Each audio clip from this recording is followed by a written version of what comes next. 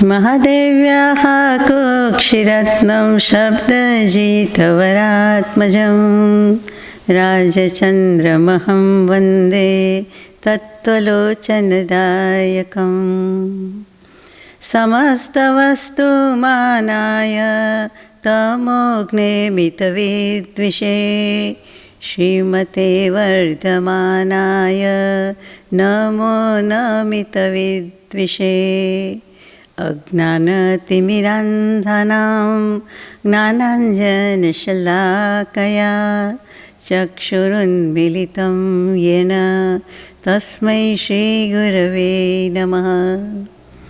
सत्श्रुतने नमस्कार, असीम उपकारी आत्माने नमस्कार, तारक त्रिपुटीने नमस्कार, मावित्रो मुरब्बियो मुक्षोने नमस्कार, प्रत्येक शुद्धात्म द्रव्यने नमस्कार। सिद्धांत चक्रवर्ती श्री नेमिचंद्राचार्य અને ટીકાકારશ્રીને પણ નમસ્કાર। પરમ કૃપાળુ દેવ પ્રણીત વચનામૃતજી અંતર્ગત ઉપદેશ નોંધ 15 એમાં ચોથું શ્રુત સત્શ્રુત તે શ્રી ગોમટસારજી તેના 17મા અધિકારમાં જીવકાંડના 17મા અધિકારમાં સમ્યક્ત્વ માર્ગણામાં આગળ જઈએ। પૂતગલની ઘણી બધી વિવેચના વિશદ નિરૂપણ કર્યું છે અને ત્યાર પછી થોડુંક આગળ જઈએ પર પૂતગલ પરમાણુની જ વાત ચાલે છે, સ્નિગ્ધ અને વૃક્ષ પરમાણુની। ગાથા નંબર 617। છેલ્લી ગાથામાં સમધારા અને વિષમધારાની વાત હતી, જેને આપણે ઓડ ઇવનથી સમજી ગયા। દોત્તિગપ ભવદુદતર ગદે સુણંતર દુગાણ બંધોદુ નિત્ય લુખ્ય વિતહાવે જીહણુ ભયે વિસવત્થ। સ્નિગ્ધ અને વૃક્ષ પરમાણુના જ પ્રકાર કયા છે? સ્નિગ્ધ સ્નેહ ઉપરથી આવ્યું, ચોટકણું ચિકાસવાળું જે રાગદ્વેષ કરાવે છે તે, તો કે એ જ સ્નેહ। એવી જ રીતે ઘી, તેલ, વેસેલિનથી માંડીને જે કાંઈ સ્ટીકી પદાર્થ છે, ગ્લુને તો યાદ જ કરતી નથી, બોલવા જેવું તો એ છે, પણ તો કે એટલા બધા ચીકણા પદાર્થો એ સ્નિગ્ધ, અને વૃક્ષ એટલે એકદમ લુખાસૂકા ખરબચડા। મુખ્ય તો લુખાસૂકા, તો કે સ્નિગ્ધ અને વૃક્ષ પરમાણુ એ બંનેની સમધારામાં જો 2 અંશની વૃદ્ધિ થતી હોય છે, તો હવે કેવી રીતે થાય છે? આગળ કહે છે કે સ્નિગ્ધ અને વૃક્ષ પરમાણુ બંને પૂતગલમાં બંધ તો થાય છે, અને સ્નિગ્ધ અને વૃક્ષના ગુણના અંશમાં 2 અંશનું અંતર હોવું જોઈએ। એટલે કે 2 હોય તો પછી બીજા 2 ને 2 4, 6 ને 2 8, 10 ને 2 12, અથવા ગમે તેટલી આગળ સંખ્યા હોય, પણ એ રીતે હોવું જોઈએ। બતાવ્યું પણ છે કે જઈશે પછી 2 4, 3 5, 4 6, 5 7 વગેરે વગેરે, એટલે કે 2 અંશ અધિક હોય તો જ એ સર્વત્ર બંધ થાય। આપણે કહીને સેજ તો કંઈક નાખવું જ પડે ને, 1 ટીપું તો 1 ટીપું, ને 2 ટીપા તો 2 ટીપા, 2 ડ્રોપ્સ પણ જોઈએ અથવા સેજ પણ જોઈએ, એવી રીતે વાત છે। હવે આ નિયમ પ્રમાણે તો 1 ગુણવાળા અને 3 ગુણવાળાનો પણ બંધ થવો જોઈએ, બરાબર? આ બધા પરમાણુ પૂતગલના ગુણની જ બધી વાત ચાલે છે। તો જગન્ય ગુણ એટલે શું? તો કે 1 એમ કહ્યું હતું આપણે, 1ની સંખ્યાને જગન્ય કહેવાય છે, યાદ રાખવાનું છે। તો 1 ગુણ અને 3 ગુણ એ બંનેનો બંધ થાય તો કે થવો જ જોઈએ। હમણાં જ નિયમ બતાવ્યો કે 2 અંશ વધારે હોવા જોઈએ, તો નિયમથી તો 1 ને 2 3 થયા એટલે થવું જ જોઈએ, પણ આમાં થતું નથી, એવો નિયમ છે। કેમ કે 1 એટલે જગન્ય, અને જગન્યનું આવી ગયું છે કે જગન્યનું ન જગન્ય ગુણાનામ, જગન્યનો ગુણનો બંધ થતો નથી, એટલે ગુણ સામ્ય સદૃશાનામ પણ ન જગન્ય ગુણાનામ એ આવી જ ગયું છે, આપણે તત્વાર્થ સૂત્રનું સૂત્ર છે। એટલે અહીંયા પણ આ જ વાત આવી કે એ પ્રમાણે થતું નથી, એટલે નિયમ છે અને નથી। તો કે નિયમ તો છે જ, તો કે જગન્ય ગુણવાળાનો બંધ નહીં થાય એ પણ એટલો જ સાચો નિયમ છે।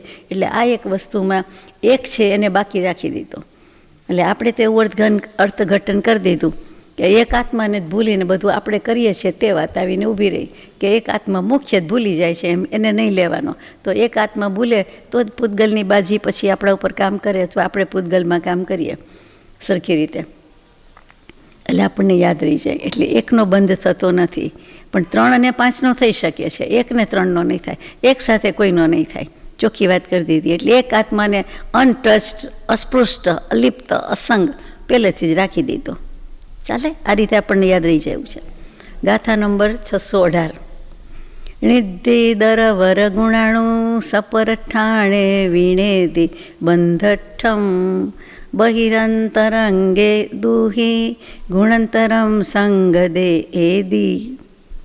સ્નિગ્ધ કે વૃક્ષ ગુણનો જગન્ય ગુણવાળો પરમાણુ એ સ્વસ્થાન અને પરસ્થાન કોઈ પણ જગ્યાએ બંધને પ્રાપ્ત થતો નથી. આત્મા જ લાગે આપણને તો મૂકી દેવામાં સહેલું પડે કે એ સ્વસ્થાનમાં એટલા એરિયામાં એટલા પ્રિમાઇસીસમાં કે પરસ્થાન દૂર સુદૂર અહીંથી આકાશમાં દેવલોકમાં નરકમાં એમ જેમ કહીએ તેમ તો કેવી રીતે બંધાતો નથી. કોણ? એક જગન્ય ગુણ. સ્નિગ્ધ વૃક્ષ ગુણની જ વાત ચાલે છે. એનો જગન્ય ગુણવાળો પરમાણુ આ રીતે કોઈ સાથે બંધાતો નથી, સ્વસ્થાન પરસ્થાનમાં બંધાતો નથી. એટલે જે અણુવર્ગણા કીધી છે એની જ વાત છે. અણુવર્ગણા એટલે એક પરમાણુ છે અને એક પરમાણુ એટલે જગન્ય ગુણવાળો કીધો તે, અને તે સ્નિગ્ધ અને વૃક્ષ ગુણની વાત ચાલે છે કારણ કે એનાથી જ બંધ થાય છે એટલે એ જ બે ગુણની વાત આવશે. પણ નિયમમાં બધે પણને આવે. બાહ્ય અને અંતરંગ કારણના નિમિત્ત મળે તો બીજા ગુણવાળા અંશવાળા મળી જાય તો એના ઉપર બંધ થાય છે. ફરીથી કે સ્નિગ્ધ અને વૃક્ષ ગુણ જ્યારે એક અવિભાજ્ય અંશ થઈ જાય છે, એક અંશ એટલે અવિભાગ પ્રતિછેદ એટલામાં એ પરિણમન કરે છે તો એ સ્વસ્થાનમાં બંધ થતો નથી અને પરસ્થાનમાં પણ બંધ થતો નથી એમ કહ્યું. પરંતુ બાહ્ય અભ્યંતર કારણ એટલે નિમિત્ત કારણ મળવાથી જે પોતાના જગન્ય સ્થાનને છોડીને અધિક અંશ રૂપે પરિણમી જાય છે એટલે સ્નિગ્ધ અને વૃક્ષગણ બંધ યોગ્ય થઈ જાય છે. એટલે પોતાનામાં કહે ને કે એકલો હારી જાય એટલે પછી બીજા અંશ ભેળવી દીધા. હવે પરમાણુ છે, આત્મા થોડો છે, એ કાંઈ હારતો નથી. એટલે પરમાણુમાં બીજા અંશ ભળી ગયા પછી હવે વાંધો નહીં, એક તો હું નહીં જ ભળું, એકલો હોઈશ તો નહીં જાઉં, કોઈ સાથે હશે તો આવીશ એના જેવું, તો બંધ થઈ જશે. બોલો કેટલી સહેલી ગાથા છે. ગાથા નંબર 619. ણિદ્ધિદર ગુણા અહીંયા હિણમ પરિણામયંતિ બંધમ મી સંખેજ્જા ણંતપદે સાણ ખંદાણમ. હવે એકમાંથી સંખ્યાત અસંખ્યાત અનંત પ્રદેશવાળા સ્કંદમાં શું થાય છે તો કે એમાં અધિક ગુણવાળા પરમાણુ છે એ પોતાનાથી ઓછા ગુણવાળા પરમાણુને ખેંચી લે છે, સમાવી લે છે, ભેળવી દે છે, જેમ કેવું હોય તેમ. 12 વાળો હોય તો એ 10 વાળાને ખેંચી લે અને ભેળવી દે એમ. આ શબ્દશઃ કહું તો સંખ્યાત અસંખ્યાત અનંત પ્રદેશવાળા સ્કંદમાં સ્નિગ્ધ અથવા વૃક્ષના અધિક ગુણવાળા પરમાણુ, આપણે કહે ને બળિયો બળવાન, માઇટ ઇઝ રાઇટ, જબરો ભારે બધાને, એ સ્કંદ પોતાનાથી હીન ઓછા ગુણવાળા પરમાણુ અથવા સ્કંદને અપને રૂપ પરિણામ આવતે હૈ. અપને રૂપ એટલે પોતાના કરી લે છે, પોતાનામાં લઈ લે છે. એટલે આપણે કહીએ ને પોતાની લાઇનમાં, પોતાના ગ્રુપમાં, પોતાના પક્ષમાં અથવા તો પોતાની સાથે પોતાના પરિવારમાં ભેળવી દે છે. એટલે કે ભળી જાય છે, મળી જાય છે.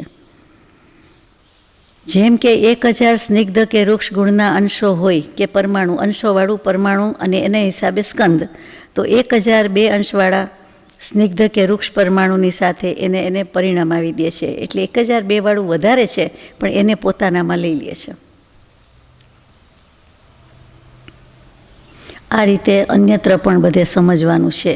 ઇતિ ફલાધિકાર, 7મો ફલાધિકાર અહીંયા પૂરો થાય છે. હવે વાત તો આની જ છે બધી. એમાંથી પંચાસ્તિકાયનો જે બીજો સબ્જેક્ટ હતો, ટોપિક હતો, એ આવે છે મુદ્દો કે 7 અધિકાર દ્વારા 6 દ્રવ્યનું વર્ણન કરવામાં હવે પંચાસ્તિકાયનું વર્ણન કરે છે. 6 દ્રવ્યમાં પંચાસ્તિકાય આવે છે.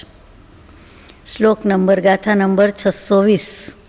દૌવમ છક્કમ કાલમ પંચથિકાય સણિદ્દમ હોદી કાલે પદે સપચયો જમ્હાણતે તિણિદ્દિઠમ.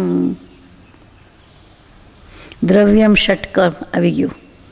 કાળ દ્રવ્યમાં, 6 દ્રવ્યમાંથી કાળ દ્રવ્યમાં પ્રદેશનો પ્રચય નથી. પ્રચય, ચય એટલે સમૂહ, પ્રચય એટલે વધુ વિશેષ સમૂહ, બીજું કાંઈ નહીં. ચય, નિશ્ચય, પ્રચય આ બધા શબ્દો છે. એમાં અહીંયા તો ચય ને પ્રચયની વાત છે. વૈદકની ભાષામાં, આરોગ્યની ભાષામાં ચયાપચય વાંચ્યું સાંભળ્યું હશે. એ ચય અને અપચય પચે છે અને અપચો થાય છે, નથી પચતું. ત્યાં એ રીતે હોય, સમૂહ ભેગું થાય છે, જથ્થો વગેરે. તો કાળમાં પ્રદેશ પ્રચય નથી, પ્રદેશનો સમૂહ નથી, માટે એને કોઈ રીતે કાંઈ દ્રવ્યાસ્તિકાય એવી રીતે, પંચાસ્તિકાય એવી રીતે કાલાસ્તિકાય કોઈ કાળે કહેવાય નહીં. કોઈ કહે એટલે 1 નંબરનો ચોકડો પડી જાય. હતો હતીની ભૂલ કરે એનાથી તો વિશેષ ગંભીર ભૂલ કહેવાય. હી ને શીની ભૂલ કરે ઘણા બચપણમાં બાળકોય કરતા હોય, હતી હોય ને હતો બોલે ને હતો હોય ત્યાં હતી બોલે ને એવું બધું. એમ અહીંયા પણ આવું ચાલે નહીં. કાળ દ્રવ્ય છે એને અસ્થિકાય લાગે નહીં. ધર્માસ્થિકાય, અધર્માસ્થિકાય, આકાશાસ્થિકાય, પૂતગલાસ્થિકાય. જીવને જીવાસ્થિકાય કહો કે એકલો જીવ ચાલે, પણ જીવાસ્થિકાય કહેવું પડે છે. પણ કાળને તો ન જ કહેવાય. એટલે પંચ અસ્થિકાય એટલે આ પ્રમાણે છે. અસ્થિ એટલે છે, એટલે દ્રવ્ય તરીકે અસ્તિત્વ તો છે, છયનું છે. પણ પંચાસ્થિકાયમાં 5 જ અસ્થિકાય છે. અસ્થિ એટલે છે અને કાય એટલે પ્રદેશોનો સમૂહ. આપણે કાય એટલે કાયા કહીએ તો એ શું છે? પ્રદેશો, પૂતગલ, પરમાણુના ઢગલા જ છે ને, એમ જોવા જાવ તો. એટલા માટે યાદ રહી જાય. જે સતરૂપ છે એટલે કે વિદ્યમાન છે, અસ્તિત્વમાં છે, તેને અસ્થિ કહેવામાં આવે છે. અને જેના પ્રદેશ અનેક હોય કે પ્રદેશનો સમૂહ હોય તેને કાય કહેવામાં આવે છે. આ શાસ્ત્રોક્ત વ્યાખ્યા છે. અને એ કાયના 2 પ્રકાર છે, એક મુખ્ય અને બીજું ઉપચરિત. એ ઉપચરિત પણ આપણે જાણીએ છીએ કે વ્યવહારથી કહેવાય છે. મુખ્ય તો એમ જ છે, પણ આમ એમ કહેવાય.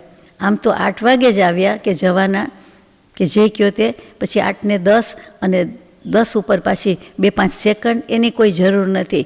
સવાલ એટલો જ હોય કે 8 વાગે આવ્યા કે 9 વાગે, 7 વાગે આવ્યા કે 8 વાગે.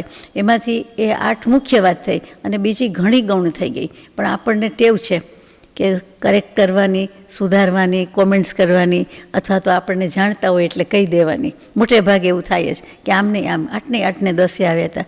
હા, જ્યારે એક્ઝેક્ટનેસ જોઈતી હોય, પ્રિસિઝન હોય બધું અને કહેવાનું હોય ત્યારે તો કહેવું પડે, પંક્ચ્યુઅલ હોય તો કહેવું પડે. બાકી આમાં તો ચાલ્યું જાય. તો અહીંયા મુખ્ય અને ગૌણ, ગૌણ લખવાની બદલે ઉપચારિત એટલે વ્યવહારથી છે એમ. કયા? કાય. એ 2 પ્રકારના. એમાં અખંડ પ્રદેશી છે. અખંડ પ્રદેશી કોણ કહેવાય? ધર્માસ્થિકાય, અધર્માસ્થિકાય, આકાશાસ્થિકાય. એ ત્રણેય અખંડ પ્રદેશ છે. એક છે અખંડ દ્રવ્ય છે, એમાં ભાગ પડી શકતા નથી. જીવને પણ કહેવાય. જીવ, ધર્મ, અધર્મ, આકાશ, 4 એ અખંડ દ્રવ્ય છે. જીવને આપણે કહીએ છીએ કરી વૃત્તિ, અખંડ સન્મુખ, એ અખંડ દ્રવ્યની જ વાત છે, આત્માની જ વાત છે. અને જેના પ્રદેશ ખંડિત થાય, પૃથક પૃથક થાય, એટલે કે સ્વભાવથી તો ખંડિત થાય એવા હોય જ, પરંતુ સ્નિગ્ધ વૃક્ષના નિમિત્તથી પરસ્પરમાં બંધ થઈ જાય પછી જે એક થઈ ગયા છે, એકત્વ થઈ ગયા છે, અથવા બંધ થઈને એકત્વને પ્રાપ્ત થવાની જેનામાં સંભાવના છે તેને ઉપચરિત કાય કહેવામાં આવે છે. જેમ કે પૂતગલ બંધાઈ ગયું છે કે નથી બંધાઈ ગયું, પણ બંનેમાં એનામાં સંભાવના છે, શક્યતા છે કે બંધાઈ જ જવાનું. પરમાણુ એ સ્કંદરૂપે પરિણમી જ જવાનું છે અને પછી બંધ થવાનો જ છે સ્નિગ્ધ વૃક્ષની સાથે. તો કે એ પ્રમાણે હોવાથી એને કાય કહેવામાં આવે છે.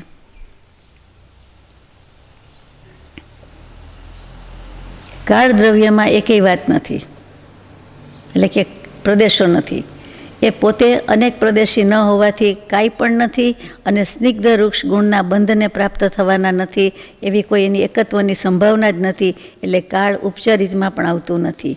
એટલે કાળ દ્રવ્યને 5 સ્થિકાયમાંથી બાકાત રાખવામાં આવ્યું. ષટ દ્રવ્યમાં આવ્યું નહીં. એમ ષટ દ્રવ્યમાં આવ્યું, 5 દ્રવ્યમાં નહીં લીધું. 5 અસ્થિકાયમાં કાળ દ્રવ્યનો સમાવેશ આ કારણે નથી. પ્રદેશોય નથી અને સંભાવનાય નથી ને બંધેય નથી. પાકું આટલું? આ તો પાકું જ છે ને. 50 તો વચનામૃતજીમાં સરસ ભણી ગયા છીએ. 766મો પત્ર આખું 50. પરમ કૃપાળુ દેવે આપણા બધા માટે કૃપા કરી, અનુવાદ કરવાની કૃપા કરી, તો આપણે સમજવાની તો પ્રયત્ન કરીએ જ ને. ગાથા નંબર 621માં 9 પદાર્થની વાત આવી છે. જુઓ, 6 દ્રવ્યની વાત પૂરી થઈ ગઈ, 5 અસ્થિકાયની વાત પૂરી થઈ ગઈ. હવે 9 પદાર્થ. 9 પદાર્થ કયા આપ તો જાણો છો. 9 તત્વ છે તે જ. 9 સદભાવ કયો, 9 પદાર્થ કયો, 9 તત્વ કયો, જે કયો તે. 9 રિયલ કહે છે ઇંગ્લિશમાં, એ જ જે ક્યાંય કયો તે. કયા છે બધાને આવડે ને, મોઢે જ હોય ને તો ક્રમથી જ આવડે ને. જીવ અજીવ, પુણ્ય પાપ, આશ્રવ સંવર, બંધ નિર્જરા અને મોક્ષ. પાકું. ચાલો, ગાથા નંબર 621. ણવય પદ્ધતા જીવા જીવા તાણમ ચ પૂર્ણ પાવદુગમ આસવ સંવરણિજ્જર બંધા મોક્ષય હોંતી તે. મૂળમાં તો જીવ અને અજીવ 2 જ પદાર્થ છે. જળ ને ચેતન, જીવ ને અજીવ 2 જ પદાર્થ છે. પછી પુણ્ય અને પાપ એ બંને ભેદ પાડ્યા, એટલે 2 ને 2 4 થયા. મુખ્ય કીધા. પછી જીવ અજીવમાં, પુણ્ય પાપમાં અને આશ્રવ સંવર, નિર્જરા, બંધ, એમાં આશ્રવ અને બંધ પાપમાં જાય, સંવદ અને નિર્જરા પુણ્યમાં જાય. એટલે પાછા ભાગ પડી ગયા, 4 ને 4 8 થઈ ગયા, 9મું મોક્ષ તો છે જ. એટલે આ રીતે ભાગ પડ્યા, 2 ને 2 4 ને 4 ને 5 9. એટલે આ 9 તત્વ થઈ ગયા. હવે સમજવા માટે આ ગાથામાં જે મૂક્યું છે તે પ્રમાણે કે જીવ કોને કહીએ.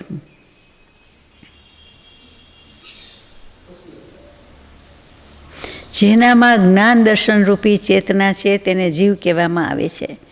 હવે જ્ઞાન દર્શન ગુણ છે તેમ કહો તો પણ ચાલે, જ્ઞાન દર્શન ચેતના કહો તો પણ ચાલે, તેને જીવ કહેવામાં આવે છે. અહીંયા ચેતના કહેવું વધારે સારું, કારણ કે જે જીવ્યો તો જીવે છે અને જીવશે, ક્યારેય નહોતો એમ નથી, એ જીવ છે.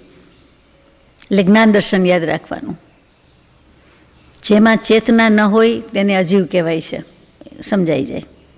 પછી અજીવમાં દૃષ્ટાંત શું આપશું આપણે? આટલી બધી અનંત જળ વસ્તુ છે તો કે જીન બિંબ, બિંબ એટલે મૂર્તિ, પ્રતિમા જે છે, તો કે જીન બિંબમાં આપણે સાક્ષાત પરમાત્મા જોઈને દર્શન વંદન પૂજન કરીએ છીએ, પરંતુ છે તો જળ જ. એટલે જીન બિંબને અહીંયા અજીવ દ્રવ્યમાં લેવામાં આવ્યા છે. સારી વસ્તુમાં જળ દ્રવ્યમાં જીન બિંબ લીધા છે, વગેરે ઘણા હોય, ઘણી મૂર્તિ, ઘણું બધું હોય. અને પછી અચેતન અનાયતન એ આદિના પાપ અજીવ કહેવામાં આવે છે. એવા એ કોને કીધા છે? તો કે પેલું પુણ્ય અજીવ કહેવાય. અને પાપ અજીવ કેવી રીતે કહેવું જળમાં? તો કે આમાંથી તો પુણ્યનો લાભ થવાનો છે, જીન મૂર્તિ વગેરે, વિતરાગ પ્રતિમાજી. બીજી બધી વસ્તુ હોય, મંદિરની બદલે મહેલ હોય, મકાન હોય, તાજમહેલ હોય, બીજા કેટલાય બધા હોય, તો બધું લૌકિક દુનિયાવી ભૌતિક વસ્તુ એવા જ બધા ભાવ થાય. એટલે અધ્યાત્મ જગત સાથે કોઈ મતલબ નથી. એટલે એને પાપ કીધેલું છે કે જોતા પાપ છે એના જેવું છે, જોતા ઝેર છે પાપ છે, જે કહો તે પગ મૂકતા પાપ છે. તો કે અજીવમાં આ રીતે પાપ ગણાય છે કે એને જોઈને લાભ થવાનો છે, પુણ્ય થવાનું છે કે પાપ લાગવાનું છે. એટલા માટે એને પાપ અજીવ કીધા છે.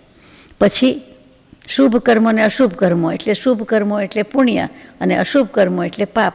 અને કર્મો ક્યારે થાય? તો કે એવા ભાવ કર્યા હોય એટલે શુભાશુભ ભાવ, તો કે પુણ્ય અને પાપ. એ સમજાઈ જાય તેવી વાત છે. પછી શું આવશે? આશ્રવ. તો કે અકર્મને કર્મરૂપ હોય કરે. અકર્મને કર્મ એટલે જે કર્મરૂપે આપણી સાથે બંધાયા નથી એને આપણે કર્મરૂપે બાંધીએ, બોલાવીએ સમય સમયે પાછા. અને જેવા જીવના પરિણામ થઈ જાય છે તેવા કર્મ થાય છે. તેમાં મિથ્યાત્વ વગેરે હોવાથી પરિણામ જે થાય છે તે મન વચન કાયા દ્વારા આત્મપ્રદેશના પરિસ્પંદન રૂપ થાય છે. એટલે યોગ થાય છે. એટલે કષાય અને યોગ બંને રીતે, તો કે આશ્રવ અને બંધ બંને થાય. અત્યારે અહીંયા આશ્રવ કહીએ કે કર્મ તો આવી જ રહ્યા હોય છે, તો કે કર્મ આશ્રવ કહીએ છીએ. એટલે કે આવા બંધના કારણને આપણે આશ્રવ કહીએ છીએ, અથવા તો જે કાંઈ આત્મપ્રદેશ પરિસ્પંદન થાય છે એટલા માટે આશ્રવ તત્વ આવ્યું એમ કહીએ છીએ. આશ્રવ તત્વ તો ચાલુ જ છે, કર્મનું આવવું તે આશ્રવ. આ આગમન શ્રવ પ્રવાહ વહે છે તે કોનો? કર્મનો. સમય સમયે કર્મધારા અને જ્ઞાનધારા.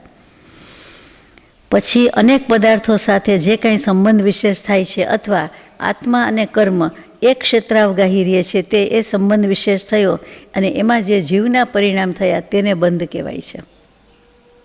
કર્મ લાગ્યા પણ કેવી રીતે? બંધ તત્વની વાત છે. તો કે જીવે જેવા ભાવ કર્યા, જેવા પરિણામ કર્યા તેવો કર્મ બંધ થયો, એટલા માટે બંધ તત્વ આવ્યું. બંધના આશ્રવના મુખ્ય કારણ તો આપણે જાણીએ છીએ, મિથ્યા દર્શન, અવિરતિ, પ્રમાદ, કષાય, અશુભ યોગ, હેતવ્ય. એટલે હેતુઓ છે આ બધા. મિથ્યાત્વ એટલે મિથ્યા દર્શન, પછી અવિરતિ, પછી કષાય અને અશુભ યોગ, અને વચ્ચે આવ્યું તે પ્રમાદ મુખ્ય. આ 4-5 તો આશ્રવના કારણ છે, બંધના કારણ છે, બંનેના કહેવાય છે. વધારે આશ્રવના કહેવાય. અહીંયા એના કારણે બંધ લાગે છે, થાય છે. ચાલો હવે આશ્રવને આવવા ન દઈએ, નિરોધ કરીએ, અટકાવીએ, કે બારી બારણા બંધ રાખીએ, વિષય કશાય ન કરીએ, સંકલ્પ વિકલ્પ ન કરીએ, એટલે બંધ કરીએ, એટલે એ અટકાવીએ છીએ એમ. તો કે એને સંવર કહેવાય છે. વૃત્તિ સંવરી લીધી, સંકોચી લીધી. વૃત્તિ સંક્ષેપ, કે જે હોય તે આપણે શું, આપણે ક્યાં જોવા જવું છે, આપણે ક્યાં સાંભળવું છે. કંઈ પણ થાય, બને, કરે તો ઊભા રહેવાની, જોવાની, પૂછવાની કુતૂહલ વૃત્તિ, જિજ્ઞાસા વૃત્તિ, કોઈક વાર મદદ કરવાની વૃત્તિ હોય એવું પણ સંજોગ ઉપસ્થિત થાય. તો કે એની બદલે જો કાંઈ જ કરે નહીં તો એ વખતે ઘણો બધો ફેર પડે. કશાય ભાવથી દૂર જ રહે છે, વસ્તુ સ્થિતિથી જ દૂર રહે છે. હમણાં અહીંયા બેઠા જ છીએ સ્વાધ્યાય હોલમાં, અને બહાર કોઈ ઝઘડે વાત કરે તો કે ફાયર થાય તો આપણે કાંઈ હમણાં જવાના નથી, એટલું દૂર હોય, આપણે કાંઈ કરી શકવાના નથી.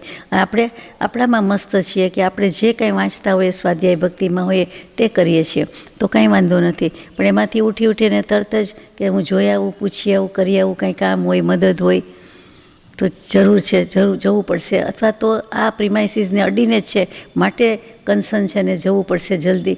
આખા ભાવ બદલાઈ ગયા, એટલે બધું જુદું થઈ ગયું. તો કે તે વખતે સંકલ્પ વિકલ્પથી માંડીને કેટલાય ભાવો અને વિચારોની વણથંભી વણઝાર ચાલુ થઈ ગઈ, એ ખોટું છે. તો કે ત્યારે આપણે બંધ અને આશ્રમમાં પડી ગયા, સંવરમાં હતા, નિર્જરા કરતા હતા, એમાંથી આવા ભાવમાં પડી ગયા. માટે શુભ સાનુકૂળ નિમિત્તમાં રહેવાનું જ્ઞાની પુરુષો ફરમાવે છે. એ બને એટલું એવા નિમિત્ત વચ્ચે વસવું. એમાં માનો કે કાંઈ થાય, ખટમીઠા પરિણામ ઊભા થાય, સ્વસ્થ અસ્વસ્થ થઈ જાય, તો પણ થોડીક વારમાં પાછા ઠેકાણે આવી જાય એવા ચાન્સ છે એને. ચાલો, બદ્ધ કર્મો એટલે કે બંધાયેલા કર્મોનું અંશે પણ નિર્જરા કરવી, એકદેશ નિર્જરા, જે કાંઈ થાય છે તે થાય છે. અંશે પણ થાય અને કોઈ વાર અવિપાક થાય, કોઈ વાર સવિપાક થાય, સકામ થાય, અકામ થાય, ઇન જનરલ નિર્જરા થાય છે એમ કહ્યું. અને આત્માને સમસ્ત કર્મોથી સર્વથા છૂટી જવું, તેને મોક્ષ કહેવાય છે. એટલે આ વ્યાખ્યા થઈ, આ નવ પદાર્થની વ્યાખ્યા થઈ. કર્મગ્રંથકારો કર્ણાનુયોગની કૃપાથી, વ્યૂ પોઈન્ટથી આ વ્યાખ્યા થઈ છે. અન્વય પ્રધાનતા અને વ્યતિરેક પ્રધાનતા, તો આ વ્યતિરેક પ્રધાનતાથી મોક્ષની વ્યાખ્યા કહેવાય. ચાલો હવે આગળ જઈએ કે જીવદ્રવ્યના પુણ્ય અને પાપ ભેદ કેવી રીતે થાય છે. હવે આમ તો ખબર જ છે બધાને, પણ ચાલો. ગાથા 622. જીવદુગમ ઉત્તઠ્ઠં જીવા પૂર્ણાહુસમ ગુણ સહિદા વદ સહિદા વિયપાવા તવિવર્યા હવંતી. જીવ અજીવનો અર્થ તો પહેલાં આવી ગયો છે. જીવના બે ભેદ કયા? એમાં એક પુણ્ય અને એક પાપ. કેટલાક જીવના ભેદ પુણ્ય પાપ કેવી રીતે હોય? તો કે પુણ્યશાળી જીવ હોય તે પુણ્યવાળા, અને પાપી હોય તેને પાપવાળા તો કહેવાય નહીં, પાપશાળી કહેવાય નહીં, એટલે એને પાપી જીવ કીધા. ભાગ્યશાળી, દુર્ભાગ્યશાળી, અથવા તો જે રીતે ગયો ત્યારે પુણ્યશાળી અને પાપી જીવ. જે સમ્યક્ત્વ ગુણ અને વ્રતથી યુક્ત છે તેને પુણ્ય જીવ કહેવાય છે. એટલે કે પુણ્યાત્મા, મહાત્મા જે કહીએ છીએ તે. આપણે કે મુમુક્ષુ છે એટલે જ બધા જીવથી જુદા, એટલે એ મહાત્મા, બાકી મહાત્મા નહીં, બીજા જીવની અપેક્ષા એ મહાત્મા. તો કે સમ્યક્ત્વ ગુણ આમાં લખ્યું છે, વ્રતથી યુક્ત હોય તે પુણ્ય જીવ છે. એનાથી વિપરીત કે જેને સમ્યક દર્શન નથી અને જેને કોઈ વ્રત નિયમ નથી. કારણ કે સમ્યક દર્શન થાય પછી જ એને વ્રત નિયમ કહેવાય છે. ત્યાં સુધીના નાના મોટાને આપણે વ્યવહારથી બોલવા માટે કહેવાય, પણ બાકી કહેવાતા નથી. વ્રતી ત્યારે જ કહેવાય, મુમુક્ષુ ત્યારે જ કહેવાય, ધર્મી ત્યારે જ કહેવાય, સમ્યક દર્શન પછીથી, કે સમ્યક દર્શન થાય ત્યારથી. ત્યાં સુધીનું તો બધું એમ જ છે. એટલે એટલા માટે આ જીવ અને અજીવની, પુણ્ય અને પાપની વ્યાખ્યા મૂકી. ખરી વ્યાખ્યા છે. હવે ગુણસ્થાન ક્રમની અપેક્ષાથી એમાં કેટલા જીવો હોય છે, એટલે સંખ્યા એ બતાવે છે. તો ગાથા નંબર 623. મિચ્છા ઇઠ્ઠી પવા ણંતાણંતાય સાસણ ગુણાવી પલ્લા સંખ્ય જદીમાં અણ દરુદય મિચ્છ ગુણા. મિથ્યા દૃષ્ટિ પાપ જીવ છે. જે કોઈ મિથ્યાત્વી છે એને પાપી કહી દીધા છે. એ અનંત છે, સંખ્યામાં વાત છે, અનંત છે, અનંત ગુણ્યા અનંત જ થાય. કેમ કે બીજા ગુણસ્થાનથી 13 ગુણસ્થાનવાળા જીવો સિવાયના બધા ગુણો આ સમસ્ત જીવરાશિમાં આવે. પેલું ગુણસ્થાનક આવી ગયું, મિથ્યાત્વ આવી ગયું, એનાથી નીચેના આવી ગયા, ગાઢ મિથ્યાત્વ આવી ગયા. ન કોણ આવ્યા? તો કે બીજાથી 13મા ગુણસ્થાનકવાળા. 14મું નથી લખ્યું. 14માને સિદ્ધની સાથે જવું છે એટલે મોકલી દીધા, એના જેવું છે. આમાં ગણાવ્યું જ નથી કે સિવાયના બધા જ મિથ્યા દૃષ્ટિ છે, એટલે એના સંખ્યા વધારે છે એમ કેવું છે. અને સાસ્વાદન ગુણસ્થાન, સાસ્વાદન એટલે કેટલામું? બીજું. એટલે સાસ્વાદન ગુણસ્થાનવાળા જીવ પલ્યના અસંખ્યાત્મા ભાગમાં છે, અને એ પણ પાપી જીવ જ છે. કેમ કે અનંતાનું બાંધી 4 કષાયમાંથી કોઈ એક કષાયનો એને ઉદય થઈ રહ્યો છે, વર્તમાન કાળમાં ચાલુ છે, એટલે ત્યાં સુધી તે પણ મિથ્યાત્વ ગુણને જ પ્રાપ્ત કહેવાય, એટલે મિથ્યાત્વીજ કહેવાય.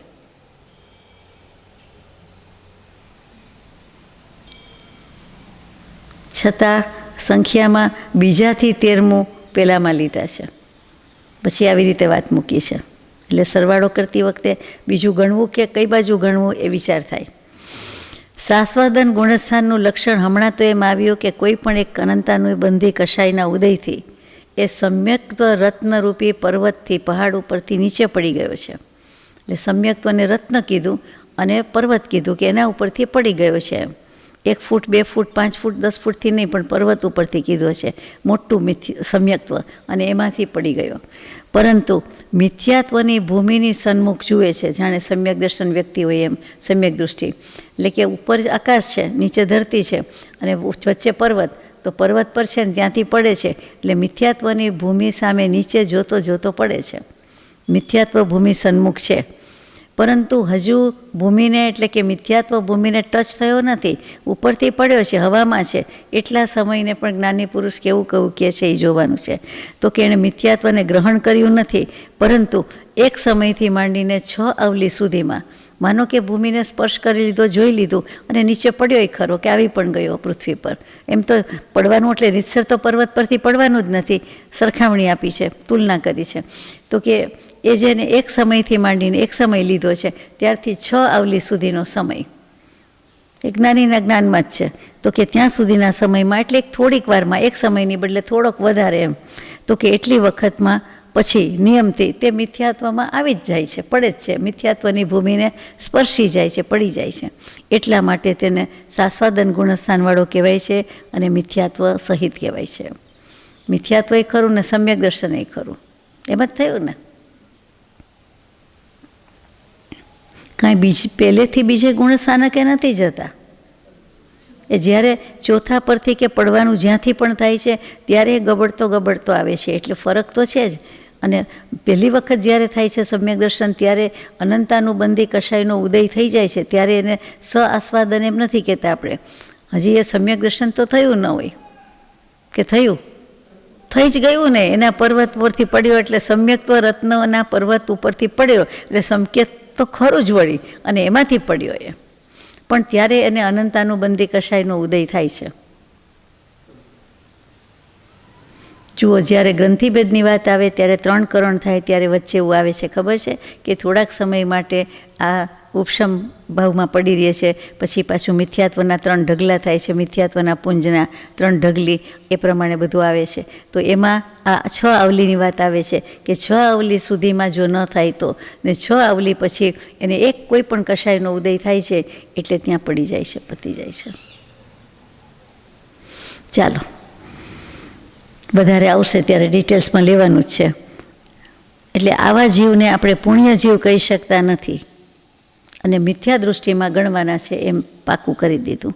એટલે જીવોની સંખ્યા પલ્યના અસંખ્યાત્મા ભાગની છે અને મિથ્યા દૃષ્ટિ જીવોની સંખ્યા અનંત છે.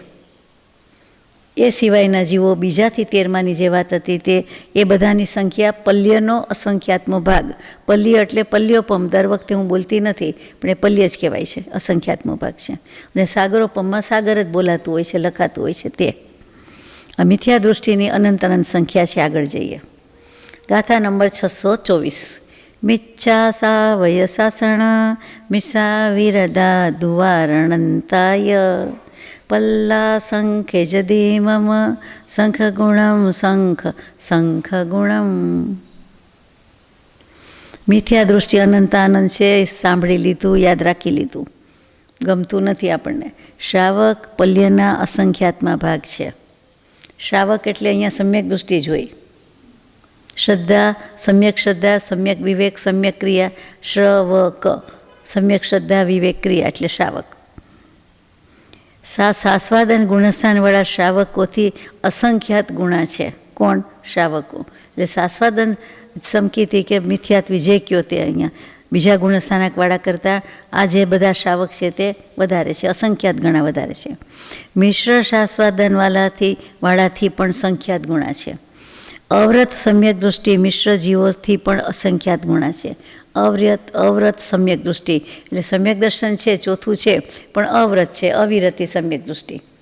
એટલે કોઈ વ્રત નિયમ નથી, 5મે નથી ગયા એમ, તે પણ અસંખ્યાત ગુણા. પછી એના અંતમાં 4 સ્થાન જે કયા છે તેમાં થોડાક વધારે સમજતા જવા જોઈએ.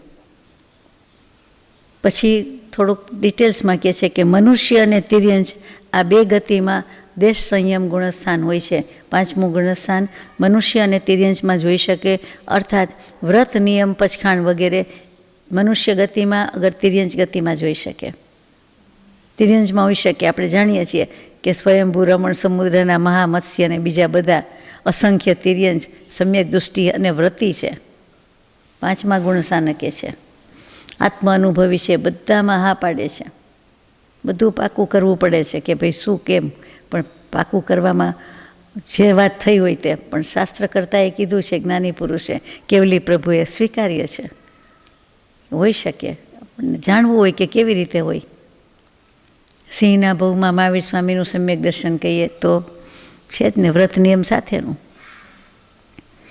હવે આવા જે કોઈ દેશ સંયમી છે, મનુષ્ય તિર્યંચ, એમાં 13 કરોડ મનુષ્ય છે અને પલ્યના અસંખ્યાતમાં ભાગમાં તિર્યંચ છે. તિર્યંચ આપણને જીતી ગયા. કેટલા બધા છે, અસંખ્ય. અને આપણે તો 13 કરોડમાં સંખ્યા પૂરી થઈ ગઈ. 29 આંકડા સુધી, ક્યાં 28 સુધી જવું ન પડ્યું. 13 કરોડ એટલે કાંઈ નહીં એના પ્રમાણમાં. તો સાસ્વાદન ગુણસ્થાન 4 ગતિમાં હોય છે. પડી જવાનું 4 ગતિમાં છે. સમ્યક દર્શન જેમ 4 ગતિમાં થઈ શકે છે, તેમ સાસ્વાદન સમ્યક દર્શન કે ગુણસ્થાનક એ પણ 4 ગતિમાં છે. ગમે ત્યાંથી પડે છે. એટલે એમાં 52 કરોડ મનુષ્ય છે અને શ્રાવકથી અસંખ્યાત ગુણા બીજા બધા 3 ગતિના જીવ છે. સાસ્વાદનમાં 52 કરોડ મનુષ્ય જુદા ગણી લીધા, એટલા તો પડી જાય છે. બોલો, પેલામાં 13 કરોડ સમ્યક દૃષ્ટિ, 13 ચોક 52, ગણતરી તો હોય જ બધી 4 ગણા. મિશ્ર ગુણસ્થાન પણ 4 ગતિમાં હોય છે. મિશ્ર ભાવ થઈ જાય 4 ગતિના જીવોને. એમાં 104 કરોડ મનુષ્ય છે અને સાસ્વાદનથી સંખ્યાત ગુણા ત્રણે 3 ગતિના જીવ છે, બીજી 3 ગતિના જીવ. એ મનુષ્યને જુદા તારવી લીધા અને એનાથી સંખ્યાત ગુણા છે. પછી અવ્રત ગુણસ્થાન 4 ગતિમાં છે. સમ્યક દર્શન 4 ગતિમાં છે એટલે, અને એમાં વ્રત વિના પણ રહી શકે છે 4 ગતિમાં. દેવગતિમાં પણ સમકીતી છે, નરક ગતિમાંય છે અને મનુષ્ય ગતિમાં પણ હોય જ છે જ. તો પછી કયું રહ્યું? તિર્યંચ. એમાં તો છે જ. એમાં 700 કરોડ મનુષ્ય છે. 700 કરોડ મનુષ્ય એટલે 7 અબજ કહેવાય. 700 કરોડને 7 અબજ કહેવાય જ ને. તમે બધા 100,000ની ગણતરીવાળા એટલે તો પાકું થઈ જાય ને કે કહેવાય 700 કરોડ મનુષ્ય. અને મિશ્રવાળા અસંખ્યાત ગુણા 3 ગતિમાં છે. એ બધાના જે કોઈ છે 3 ગતિના જીવ એ અસંખ્યાત ગુણા છે. સંખ્યા આવી ગઈ ને, આપણે 13 કરોડ આવી ગઈ આ બાજુ, અને આ બાજુ 1 અબજ 7 અબજ આવી ગઈ. ગાથા નંબર 625. તિરધિય સય સયણ વણ ઉદી છણ ઉદીય પમત્તવે કોડી પંચવય તેણ ઉદી નવઠ વિષય છ ઉત્તરમ પમદે. બધી સંખ્યા જ મૂકી છે પ્રાકૃત ભાષામાં. તો નીચે સંસ્કૃત હોય એટલે કંઈક સમજાઈ જાય વળી કે પ્રમત્ત ગુણસ્થાનકવાળા જીવોનું પ્રમાણ, એટલે 6ઠ્ઠે ગુણસ્થાનકે આપણે આવી ગયા. જેને ખરેખર રસ હોય ને એ ઘરે લખશે પીસ ઓફ પેપર ઉપર કે પહેલે આટલા, ચોથી આટલા, 5મી આટલા, 6ઠ્ઠે આટલા, જે કાંઈ છે તે છેક સુધી 1 થી 14 આવી જાય છે. લખી નાખ્યું હોય તો એ મને ખબર નથી. તો પ્રમત્ત જીવોનું સંખ્યા કેટલી છે? તો કે 5,93,98,206. આમાં આપેલી જ છે 5,93,98,206. કોની? છઠ્ઠા ગુણસ્થાનવાળા પ્રમત્ત ગુણસ્થાનકે આટલા જીવો છે. એટલે 93 લાખ છે, 98,000 છે, એટલે આપણે 94 લાખ તો ગણીએ જ. તો 5 કરોડ ને 94 લાખ એટલે આપણા માટે 6 કરોડ બોલીએ તો વાંધો નથી. તો લગભગ 6 કરોડ જેટલા તો છઠ્ઠે ગુણસ્થાનકે જીવો છે. કાલ સવારે પુરુષાર્થ કરે, 7મે જાય, 8મે જાય, શ્રેણી માંડે તો કેટલા જીવ મોક્ષે જતા રહે એમ થાય.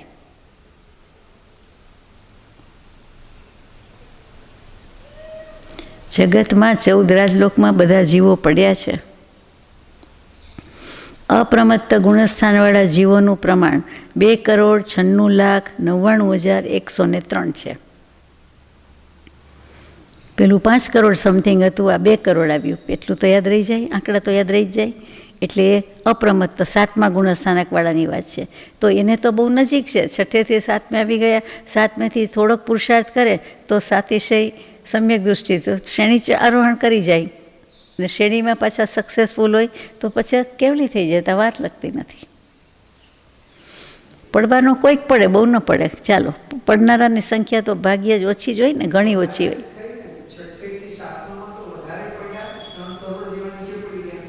6થેથી 7મે ઓછા જ જાય ને, ફર્ધર પ્રોગ્રેસ ઓછાનો છે.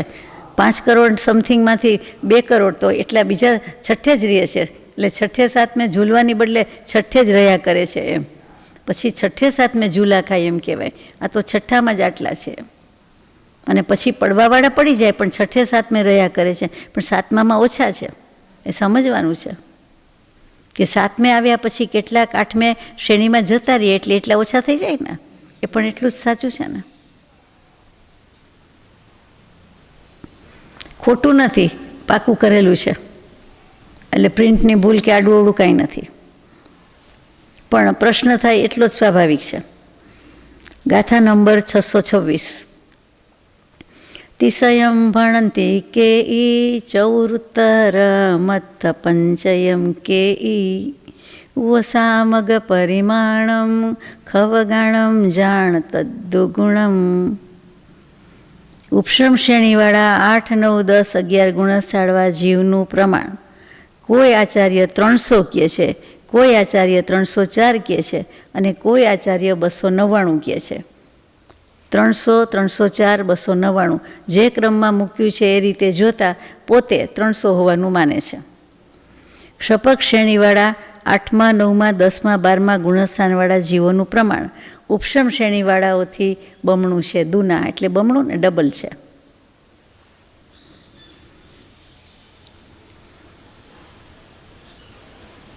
હમણાં આપણે જે કહ્યું તે 300, 304, 299 અને એનાથી બમણું હોય એટલે ગણી લેવાના. ક્ષપક શ્રેણીમાં 300નું 600 થાય, 304નું 608 થાય અને 299નું 600માં 2 ઓછા એટલે 598 થાય. હવે ઉપશ્રમ શ્રેણીવાળાને 304 જીવોનું નિરંતર 8 સમયમાં વિભાગ કરે છે. તો એ રીતે એમ લાગે કે 304 સાચું લાગે છે. અથવા કોઈ બીજા આચાર્યએ કીધું હોય, આમાં મતાંતર આવ્યું એટલે વિચાર આવે બધા. હવે 304ની જ ગણતરી આમાં થાય છે. એ ગાથા છે 627મી. સોલસયમ ચૌવીસમ તિસમ છત્તીસ તહય બાદાલમ અડદાલમ ચૌવર્ણમ હોંતી ઉવસમગે. નિરંતર 8 સમય સુધી ઉપશ્રમ શ્રેણી માંડવાવાળા જીવો એમાં વધુમાં વધુ કેટલા હોય? 8 સમય અને નિરંતર એટલે પહેલો સમય, બીજો સમય એમ ગેપ નહીં, સતત, સાતત્ય, કન્ટિન્યુઅસ. આપણી ભાષામાં તો એકદમ કન્ટિન્યુઅસ, કારણ કે સમયની કંઈ ખબર જ નથી. તો કે પહેલા સમય, બીજા સમય એ પણ પ્રભુએ જોયું છે અને કેવલી ભગવંત ફરમાવે છે કે પહેલા સમયમાં 16, બીજામાં 24, ત્રીજામાં 30, ચોથામાં 36, પાંચમામાં 42, છઠ્ઠામાં 48, સાતમામાં 54 અને આઠમામાં પણ 54. આનો સરવાળો 304 થાય.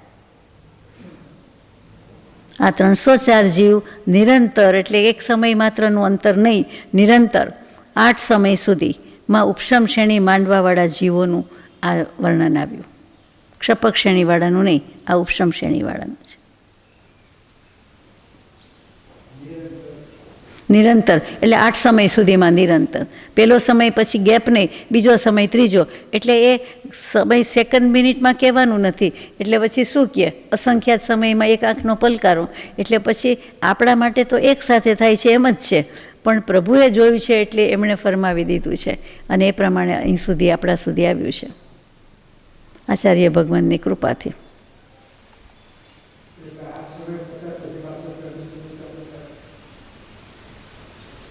અત્યારે આટલું જ આપણે સમજવાનું છે કે 8 સમયમાં આટલું થાય છે એમ. એ નિરંતર છે ને પેલામાં શાંતર ગેપ આવતો હશે એમ સમજી જવાનું. ગાથા નંબર 628. બત્તીસમ અડદાલમ સઠ્ઠીવાવત્તરીય ચુલસીદી ક્ષણ ઉદ્દી અઠ્ઠુત્તર સ્વયં અઠ્ઠુત્તર સ્વયં ચખવગેસુ. અંતરાય રહિત એટલે કે નિરંતરની બદલે હવે શાંતર. પહેલાં અંતરાય રહિત આવ્યું કે નિરંતર 8 સમય સુધી શપક શ્રેણી માંડવાવાળા, એટલે આ ઉપશમ શ્રેણી પછી એનો વારો આવ્યો કે એ જીવ કેટલા હોય, અધિકમાં અધિક. પહેલાં 8 સમયમાં થનારા ઉપશમ શ્રેણીવાળા કરતાં દુને એટલે બમણા હોય છે. સહેલું પડી ગયું. 16 ના 32 ને 64 ના 128 ને 48 ના 96 ને એ રીતે. એમાં સમયની વાત જુદી છે, ગણતરી જુદી છે. પહેલા સમયમાં 32, બીજામાં 48, ત્રીજામાં 60, ચોથામાં 72, પાંચમામાં 84, છઠ્ઠામાં 96, સાતમામાં 108 અને આઠમામાં પણ 108 હોય છે. કુલ 608નો હિસાબ ભગવાને આપી દીધો અહીંયા કે ક્ષપક શ્રેણીવાળા નિરંતર એટલે 8 સમયમાં 608 જીવ મોક્ષે જાય છે. એ આ ગાથામાં આવી ગયું. આટલા વર્ષથી આપણે આ નિયમ જાણીએ છીએ, એમાં આવ્યો ક્યાં, મૂક્યો છે ક્યાં, તો કે ષટખંડાગમ ધવલા ટીકામાં તો ખરો જ, એના જે ભાગમાં જે જગ્યાએ હોય તે. અહીંયા ક્યાં, તો કે આ જીવકાંડના સમ્યક્ત્વ માર્ગણા નામના 17મા અધિકારમાં 628મી ગાથામાં આવ્યું. ગાથા 628 અને જવાબ એ 608 જીવની વાત છે. રાહ જોતા હતા ને આપણે કે એ કેવી રીતે ને એ ક્યારે જઈને આવી ગયું. ગાથા નંબર 629. અઠ્ઠેવસય સહસા અઠાણ ઉદ્દિત સહસ્રાણમ સંઘાજો ગિજીણાણમ પંચસય વિઉત્તરમ વંદે. સહયોગી કેવડી જીનની સંખ્યા 8,98,502 છે. સહયોગી એટલે 13મા ગુણસ્થાનવાળા આવ્યા 8,98,502. તેમને હું સમય સમયની વંદના કરું છું અને આપણા સૌના નમસ્કાર છે. નિરંતર 8 સમયમાં એકત્રિત થનારા સહયોગી જીનની સંખ્યા બીજા આચાર્યની અપેક્ષાથી આ પ્રકારે કહી છે કે 8 સમયમાંથી 6 સમયમાં પ્રતિ સમય 3 જીવ કેવળ જ્ઞાનને પ્રગટાવે છે અને 2 સમયમાં 2 જીવ કેવળ જ્ઞાનને પ્રગટાવે છે. આ 8 સમયનો હિસાબ આપ્યો આપણને, ગણતરી કરી કે બીજા આચાર્યના મતે એ મૂક્યું છે અહીંયા.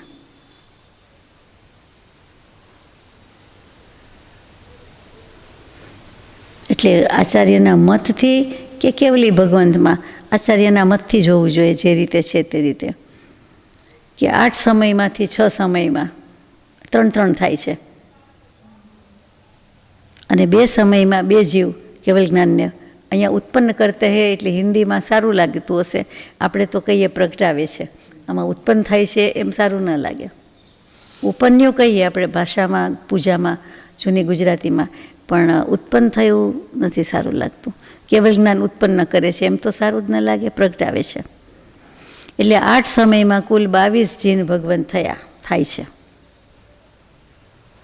જીન એટલે કેવલી, અહીંયા સહયોગી જીન. હવે કેવલ જ્ઞાન ઉત્પન્ન થવામાં જ્યારે 6 મહિનાનું અંતરાલ થાય છે, ઇન્ટરવલ આવ્યો, તો એ અંતરાલ પછી એટલે કે 6 મહિના સુધી કોઈને કેવળ જ્ઞાન ન થયું હોય તો કે 6 મહિના 8 સમયમાંથી માત્ર 8 સમયમાં જ 22 કેવડી થાય છે. તો 6 મહિનામાં તો કેટલા બધા થાય એમ. આમાં વધારે કહેવું હોય તો નીચે ત્રિરાશિ મૂકીને એક યંત્ર એટલે ટેબલ કોષ્ટક આપેલું છે. ઘરે વાંચી લેવા જેવું છે. પહેલું તો 6 મહિના 8 સમય માત્રમાં 22 કેવડી થાય છે, તો 8,98,502 કેવડી કેટલા કાળમાં થાય પૂછ્યું છે. તો કે 40,841 6 મહિના 8 સમયને ગુણાકાર કરવાથી જે કાળનું લબ્ધ આવે તે જ જવાબ આવશે. જવાબ નથી આવ્યો, સંખ્યા કહી દીધી 40,841, અને એના ગુણ્યા 6 મહિના 8 સમયના જે કાળનું પ્રમાણ આવે એ આપણા હાથમાં તો છે જ નહીં, બધું અસંખ્યાત. બીજા 6 મહિના 8 સમયમાં નિરંતર કેવળ જ્ઞાન ઉત્પન્ન થવાનો કાળ છે તે 8 સમય છે, તો એ પહેલાંના કાળમાંથી કેટલો સમય થશે? એનો ઉત્તર આપે છે કે 3,26,728 છે.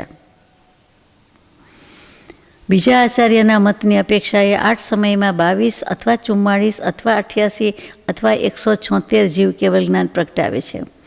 જો અહીંયા કોષ્ટક યાદ આવે, 22 પછી 44 એટલે 22 ગુણ્યા 2 એટલે 44, પછી 88 એટલે 22 ગુણ્યા 4 એટલે 88, પછી 176 એટલે 22 ગુણ્યા 8 એટલે 176, 22 દુ 44, 22 ચોકુ 88, 22 અઠા 176. એટલે પૂર્વોક્ત સમય પ્રમાણમાં આધામાં કે ચતુર્થાંશમાં કે અષ્ટમાંશમાં, એટલે એ પણ આવી ગયું કે અડધામાં, ચોથા ભાગમાં કે 8મા ભાગમાં જેટલા જીવ કેવલ જ્ઞાનને ઉત્પન્ન કરશે તે. આમ 4 પ્રકારની ત્રિરાશિથી 8,98,502 કેવલી ભગવાન થાય છે.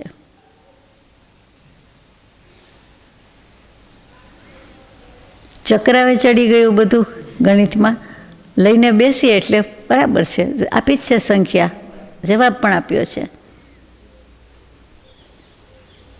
આ 8 સમયની વાત અને 6 મહિના અને જે અંતરાલ કાળ આવ્યો એની વાત, એ બધી વાત આવી. પહેલાં એકલા 8 સમયની વાત આવી, પછી 608 સમયની વાત આવી, પછી બધું મૂકી દીધું. હવે ક્ષપક અને ઉપશમક જીવોની એક સાથે સંભવતી વિશેષ સંખ્યા કેટલી છે તે બતાવે છે. આટલું કેવલ જ્ઞાનીનું બધું થઈ ગયું એટલે આપણને એમ થાય કે પૂરું થઈ ગયું, પણ એવું નથી. ક્ષપક અને ઉપશમક જીવની યુગપત સંભવતી વિશેષ સંખ્યા બંને હોય ને, એક કોઈક ઉપશમ શ્રેણી પર કેટલાય ચડ્યા હોય, કેટલાક ક્ષપક શ્રેણીમાં, અને આ તો 14 રાજલોક અપેક્ષા હોય એટલે કેટલા બધા જીવો હોય. આ બધી સંખ્યા સાંભળીને જ થાય છે કે ઘણા ઘણા જીવો છે. ઘણા એટલે ગણતરીમાં આમ લાખ કરોડમાં જાય એટલી બધી વાત થઈ ગઈ. ધીમે ધીમે ઓછું થતું જશે તો આપણે લઈએ. હવે આપણને ક્ષાયિક સમકીતિ અને 12મા ગુણસ્થાને કે શું પોઝિશન હોય એ પણ આમાં જવાબ આવશે. ક્ષપક અને ઉપશમ એટલે શ્રેણી તો ચડ્યા જ છે 8થી. ગાથા છે, 3 ગાથા સાથે લીધી છે. ગાથા 630, 31 અને 32. હોંતે ખવાઈ ગી સમયે બોહ્ય બુદ્ધાય પરિસવેદાય ઉક્કસેણ ઠુત્તર સયપમા સગદો યચુદા પત્યય બુદ્ધ તિથયર થીણ ઉસો સંયમ લોહિણાણ જુદા 10 છક 20 10 20 28 જહા કમસો જેઠાવર બહુમજ્જીમ ઓગાહણ ગા દુચારી 28 જુગવમ હવંતિ ખવગા ઉવસમગા અદ્ધમે દેસીમ. 3 ગાથામાં આવી ગઈ. યુગપત એટલે સાયમલ્ટેનિયસલી એક સમયમાં. ક્ષપક શ્રેણીવાળા જીવ વધુમાં વધુ હોય તો કેટલા હોય? અહીંયા જુદી રીતે મૂકે છે, કયા હોય, કયા કયા હોય એમ કેવું છે. તો કે બોધિત બુદ્ધ 108 હોય, એટલે કે સદગુરુની આજ્ઞાથી, શાસ્ત્રથી જે કંઈ કહ્યો તે બોધ પામેલા, અને બુદ્ધ એટલે બોધ પામેલા, બોધનારથી બોધ પામેલા 108 એટલે આજ્ઞાવર્તી કે જે કહ્યો તે. પુરુષ વેદી 108, સ્વર્ગથી ચ્યુત થઈને મનુષ્ય થઈને ક્ષપક શ્રેણી માંડનાર 108, પ્રત્યેક બુદ્ધિ વૃદ્ધિના ધારક 10, તીર્થંકર 6, સ્ત્રી વેદી 20, નપુસક વેદી 10, મનવ પર્યવજ્ઞાની 20, અવધિ જ્ઞાની 28, મુક્ત હોવાને યોગ્ય શરીરની અવગાહના, ઉત્કૃષ્ટ અવગાહનાના ધારક 2, જઘન્ય અવગાહનાના ધારક 4, સમસ્ત અવગાહનાની મધ્યવર્તી અવગાહનાના ધારક 8, આ બધા થઈને 432 જીવ થાય છે અને ઉપશમ શ્રેણીમાં આનાથી અડધા એટલે 216 હોય છે. મારો એકવાર પ્રશ્ન હતો એ કેમ 432 નક્કી કેવી રીતે જુદા જુદા, પછી ઉપશમ શ્રેણીવાળા એનાથી અડધા 216 એ નક્કી કેવી રીતે? તો કે આ નિયમ છે, કેવડી ભગવંતે જ્ઞાનમાં જોયું છે અને પછી લખ્યું છે. એટલે જાણ્યું છે, જોયું છે, એટલે જેમ છે તેમ લખી દીધું છે. ફરીથી વાંચવાની જરૂર છે. કેટલા બધા મોક્ષે ચડી જાય એવા છે, મોક્ષે જતા રહે એવા ચડી જાય નહીં. ક્ષપક શ્રેણી માંડે એટલે તો એમ જ થાય ને કે હવે હાથમાં છે 12મું ગુણસ્થાનક ને બધું, પણ આપણે વાત થઈ કે પડે છે. પડનારા અને એ જ વખતે આયુષ્ય પૂરું થઈને મરનારા ઘણા ઘણા જીવો છે. આ સંખ્યાની સામે એટલી સંખ્યાના જ જીવો થતા હોય છે, મરતા હોય છે. બહુ ઓછો ડિફરન્સ રહે છે બે વચ્ચે. બીજા તો મોક્ષમાં જતા રહે છે, કેવલ જ્ઞાન લઈ લે છે, પ્રગટાવી દે છે.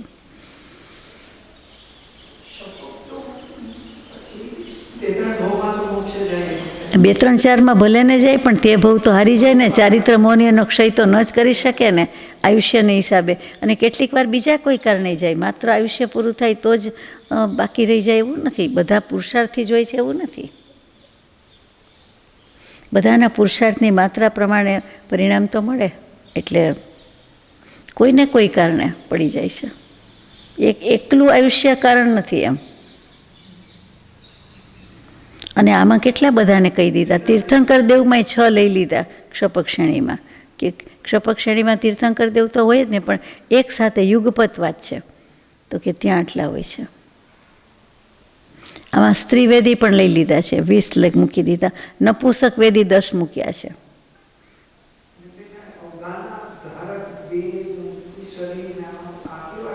હા, એટલે એમાં તિર્યંશની વાત નથી, મનુષ્યની જ વાત છે. ક્ષપક શ્રેણીમાં તો કે એ કોણ ચડી શકે છે? મનુષ્ય કરી શકે ને. કેવલ જ્ઞાન લેવાનું ને તદ્ભવ મોક્ષે જવાનું, મનુષ્ય ગતિ, મનુષ્ય પર્યાય જોઈએ. તો જેમ ઋષભદેવ ભગવાન, સિમંદર સ્વામી બધાના ઉત્કૃષ્ટ આયુષ્ય, ઉત્કૃષ્ટ અવગાહના છે. એટલે એમને લાગવું પડે એ વખતના જે જીવો હોય. સપોઝ અત્યારે મહાવિદ્ય ક્ષેત્રમાં ઋષભદેવ પ્રભુ વખતે એ ક્ષેત્રમાં તીર્થંકર સિવાયના ઘણા જીવો હતા અને મોક્ષે ગયા. તો કે ઉત્કૃષ્ટ અવગાહનાવાળા. પછી જઘન્ય એ વખતે જેની હોય તે, એ જઘન્યનું માપ આપણે જે આવી ગયું હોય તે પ્રમાણે. અને બેની વચ્ચેના હોય તે બધા મધ્યમ છે. આમાં આરા સાથે, સમય સાથે કોઈ નિસ્બત નથી. એટલે લઈ તો લેવા પડે બધા. માનો કે આપણે ભરત ઐરાવત ક્ષેત્રમાં છે અને એમાંથી જે મોક્ષે જતા હોય તે વખતે ગયા, તે ઉત્સર્પિણી અવસર્પિણી કાળમાં. પણ જ્યારે જતા હોય ત્યારે તો કે એ બધા 5-7 ફૂટની એવરેજ આપણે ગણીએ તો પછી, એટલે અવગાહના 7 ફૂટ ગણો કે 7 ધનુષ્ય જે લખ્યું હોય તે. તો અને પછી 5મા રાના અંતે એક જીવ જવાના છે, સાધુ સાધ્વી શ્રાવક શ્રાવિકા. તો એ 4 જીવ છે. એને નાની અવગાહના છે એ વખતે, ઘણી નાની અવગાહના હશે. તો આ બધું ગણવું પડે આપણે. ટૂંકમાં જઘન્ય, મધ્યમ, ઉત્કૃષ્ટ એમણે લઈ લીધેલું છે. મનુષ્યોની તો આપણને ખબર છે.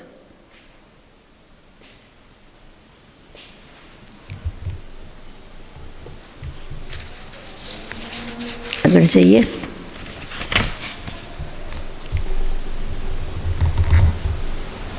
પહેલા ગુણસ્થાનમાં સામૂહિક રીતે જીવની સંખ્યા બતાવવામાં આવી હતી આ જ ગાથાના અનુસંધાનમાં. અહીંયા શ્રેણીમાં યુગપત એટલે કે ઉપશમ શ્રેણીને ક્ષપક શ્રેણીવાળા બંને એકસાથે ચડ્યા હોય એક સમયે, તેની ઉત્કૃષ્ટ સંખ્યા બતાવી હતી. એટલે ફેર છે થોડો. બાકી તો ક્ષપક શ્રેણીમાં વધારે હોય, ઉપશમ શ્રેણીમાંય વધારે હોય. આ તો બંને સાથે હોય તેવા, એકી વખતે જ. કોઈ આ બાજુથી શરૂ કરે, કોઈ આ બાજુથી શરૂ કરે. ખરું જ્ઞાન છે, નથિંગ બટ નોલેજ છે. એટલે શું કહેવું. ગાથા નંબર 633. હવે કોની સંખ્યા બાકી રહી? તો કે સર્વ સંયમી જીવોની સંખ્યા. સત્તાદિ અઠ્ઠંતા ક્ષણવ મજ્જાય સંજદા સૌવે અંજલિ મોલિય હથ્થો તિયરણ સુદીર્ણ મનસામી. નમસ્કાર કરું છું એમ આવ્યું નમન સામી આ બધા સંયમી જીવોને. આખી દુનિયામાં 14 રાજલોકમાં આપણા બધાના નમસ્કાર પહોંચી ગયા. 7 શરૂઆતમાં, 8 અંતમાં અને 2ની વચ્ચે 6, એની જગ્યાએ 9 કા અંક, 9 નવડો. અંકાનામ વામતો ગતિહિ, એટલે કે અંક ડાબી બાજુથી ગણાય સંખ્યા, એ નિયમ આપણને ખબર છે. એ પ્રમાણે રાખવાથી સંપૂર્ણ સંયમીનું પ્રમાણ આવે છે. અર્થાત 6ઠ્ઠા ગુણસ્થાનથી 14મા ગુણસ્થાન સુધી સર્વ સંયમીનું પ્રમાણ 9 કરોડમાં 3 ઓછું છે. એટલે કે 8,99,99,999 થાય, 97 થાય, 3 ઓછા છે. ચાલો, આ બંનેને બધાને 2 હાથ જોડીને મસ્તક નમાવીને મન વચન કાયાની શુદ્ધિથી નમસ્કાર કરું છું. આમાં રીતસર લખ્યું છે. એટલે આચાર્ય દેવ, ટીકાકાર અથવા જે કોઈ કયો તે એ ચૂક્યા નથી. અહીંયા પણ વિનય મૂકી દીધો છે. નમન સામી ગાથામાં છે એમ ભાવથી અર્થમાં લખી દીધું એમ નથી, પણ મૂળમાં જ છે, ગાથામાં જ છે. એટલે કે ધવલાજીની ગાથામાં પણ છે. પ્રમત્ત જીવ કેટલા છે તે 5,93,98,206. બરાબર વાંચ્યું? બરાબર સાંભળ્યું? કેટલા કયા મેં? 5,98,96,000, 93,98,206. ચાલો, બધા વાંચે તો છે. પછી અપ્રમત્ત જીવ કેટલા છે? 2,96,99,903. ગણતા વાર થઈ. એકડો નથી, નવડો છે. એકડો છે, હિન્દીનો એકડો છે. ચાલો ભાઈ, ચાઈને કહું છું, જરાક વિચારમાં પડી જ ગયા છે. એટલે ફરીથી 2,96,99,103. એ કોણ કીધા મેં? અપ્રમત્ત. એટલે 6ઠ્ઠું 7મું થઈ ગયું. ઉપશમ શ્રેણીવાળા 4 ગુણસ્થાનવર્તી જીવો 1196, માત્ર 1196. હવે આપણને નાના આંકડા તો કંઈ દેખાય નહીં. 6-7 સુધી તો નાનું લાગે બધું, લાખ કરોડ સુધી. ક્ષપક શ્રેણીવાળા 4 ગુણસ્થાનવર્તી 2,392, 2392. સહયોગી જીન 8,98,502. અને આ બધાનો સરવાળો 8,99,99,399. બરાબર?